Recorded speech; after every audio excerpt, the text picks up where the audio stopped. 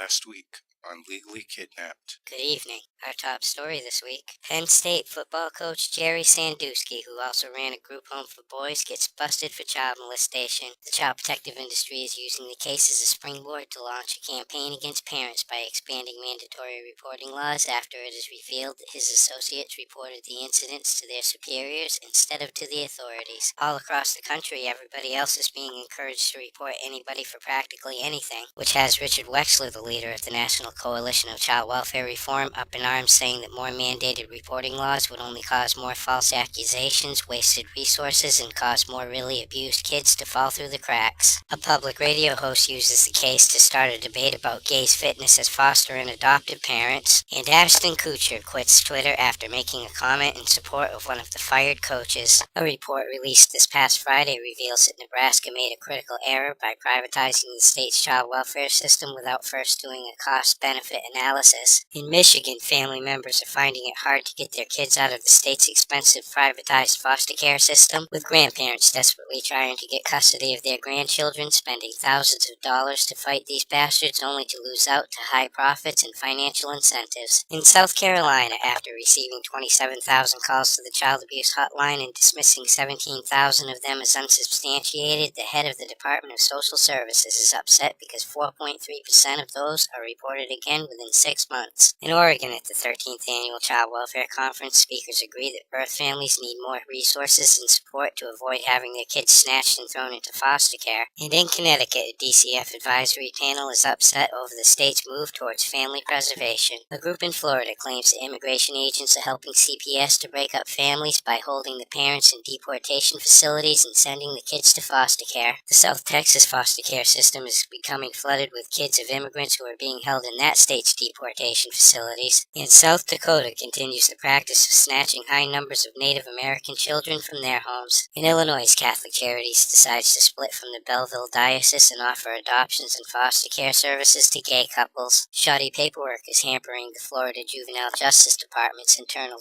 investigation into child drugging in juvenile detention facilities. In Kentucky, former foster kids are being left out in the cold after they turn 18 and are cut off from the system. In Tennessee, international adoptions have become much more difficult since a woman sent her adopted kid alone back on a plane to Russia last year. But adoptions from foster care are increasing at alarming rates in the USA as desperate infertiles are turning in that direction instead of overseas to get your kid of their very own. A new study led by the Boston Medical Center finds that doctors are becoming rather reluctant to report child abuse. A Baltimore study concludes that children in foster care suffer 4 times higher rates of sexual abuse than do kids who are raised by their real parents. And a new study from the Oregon State University finds that fatherhood makes men behave better, as when they become dads they smoke, drink, and use less marijuana and commit fewer crimes. In China this week, the government puts out the word that they're looking to hire 1.8 million new social workers. India decides to make separate orphanages for boys and girls over age 10 thanks to a 13-year-old girl who became pregnant. And Indian police bust up a child trafficking ring being run by an orphanage, identifying and sending 23 kids back to Nepal and 46 more back to their parents. In New Zealand, a man goes on a rampage at a child, youth, and family office, injuring a social worker and nearly killing himself. And in South Africa, a grandmother can't get her grandson back from the child protective industry after the kid's mom was shot and killed by men on a motorbike. In Australia, Victoria's child welfare system gets blasted at an inquiry for failing to live up to its legal responsibilities to protect children. And an Australian preacher advocates the virtues of beating children amid 3 recent child deaths at the hands of parents who followed his book. In Canada, a Saskatchewan judge is pissed at social workers for not following his orders and returning the kids to a mother who had turned her life around. And members of the group Canada Court Watch hold a protest in front of a courthouse to raise awareness of crimes against families committed by the Children's Aid Society. In England this week, a pissed-off parent who had her 10 children snatched by the child protective industry assaults 2 social workers, pushing one off a chair and kicking her in the ribs and throwing a cup of water at the other, which hit him in the ear. Fathers and grandparents lose the right to have access to their children after a divorce. Nigerian officials investigate British social workers for snatching kids from their Nigerian parents. Calderdale Council is named as one of the worst in England, where children's services is being judged to be performing poorly, according to a watchdog report. And police send out the bomb squad after a man finds a suspicious device in his car, which turned out to be a tracking device placed there by his wife. In entertainment news this week, late-night talk show host Jimmy Kimmel upsets the anti-abuse people by getting parents to take videos of their kids being told that all of their Halloween candy was eaten the night before. The ex-wife of the Texas judge who was caught on video beating the shit out of his 16-year-old daughter has a restraining order issued against him. Now he can't see his 10-year-old daughter amidst claims that he was abusing her too, and he still refuses to quit his job regardless of the fact that he's unfit to judge others. Another Texas judge is on trial for bribery and money laundering, and a fugitive who sexually abused foster kids is captured by Texas police. In Indiana, the head of the child protective industry is upset after one of his agents offers women drugs and a visit with her kids if she would have sex with him. The New Mexico foster parent is convicted of kidnapping and raping a child. A foster mother from Oklahoma gets sentenced to jail for child abuse. In North Carolina, less than 1 month after the first, a second Gaston County DSS worker is fired after getting busted for drunk driving. In Maryland, a pissed-off parent gets 5 years in jail for threatening the lives of Montgomery County officials after losing a child custody case. And a Kentucky man is busted after threatening to kill a CPS agent. In Alabama, a 5-week-old baby gets taken by someone pretending to be a social worker. In Florida, a 10-year-old girl is arrested and charged with felony battery for attacking an elementary school teacher who took her Halloween candy away. A Florida father gets threatened by CPS agents after he was reported for deciding not to make his kid undergo an unnecessary CAT scan. And a Michigan mother is accused of medical neglect for stopping her son's ineffective and painful cancer treatments. In Kentucky this week, judges are now snatching kids in divorce cases, and Kentucky CPS agents ignore abuse reports that led to a 9-year-old getting beaten to death. A woman who attempted to rescue her kid from foster care and fled to New Mexico pleads guilty to parental kidnapping charges. A foster mother is upset after adopting an 8-year-old from foster care who won't call them mom or dad 3.5 years later. The state of Iowa will pay $400,000 to the family of a boy who escaped from a social worker's car and committed suicide by walking into oncoming interstate traffic. In South Dakota, a lawsuit involving a foster child who was put into a dangerous foster home is settled out of court and the terms cannot be disclosed. 2 women from Washington file a lawsuit against the state for alleged abuse by their former foster parents. And finally, tonight, a Connecticut judge orders a divorcing couple in a heated custody battle to exchange Facebook passwords so that the lawyers can dig for dirt on each other's clients. For these stories and all the latest dirt on the child protective industry, visit www.legallykidnapped.com. And until next week, this is Baby LK,